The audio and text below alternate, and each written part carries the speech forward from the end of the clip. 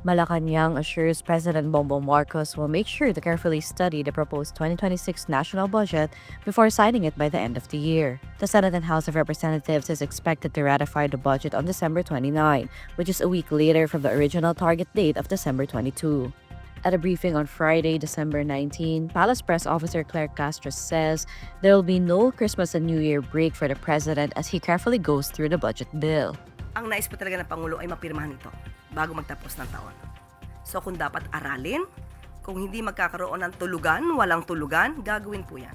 Pero ang gustong sabihin ng Pangulo, ang tinitiyak niya, bago siya pumirma, dapat na aral po itong mabuti na bosisi at kung may kailangang i-veto, i-veto. Kailangan pag-aralan po, sa Pangulo po, din po kailangan magkaroon ng Christmas break, kailangan po talagang aralin ito at pipilitin na mapirmahan po ito bago magtapos ng taon. Despite the limited time to review the measure, Castro knows that Marcos will ensure the proposed budget is aligned with the administration's priorities and will benefit the Filipino people. Yung una po talaga ay inaasahan ng Pangulo na mas maaga ang pagsasubmit ng kopya ng Indol Bill. Sa pagkakataong ito, pipilitin po ng Pangulo, pipilitin po na maaral, mabuti, at mapirmahan po ang 2026 national budget bago magtapos po ang taon.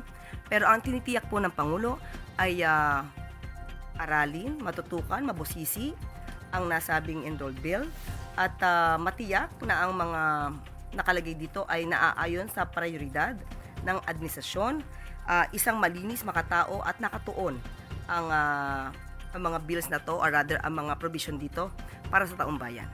In an ambush interview early Thursday, December 18, Senator Wing Gatchalian said that both chambers of Congress agreed to ratify and transmit the proposed 2026 national budget to Marcos for signing on December 29.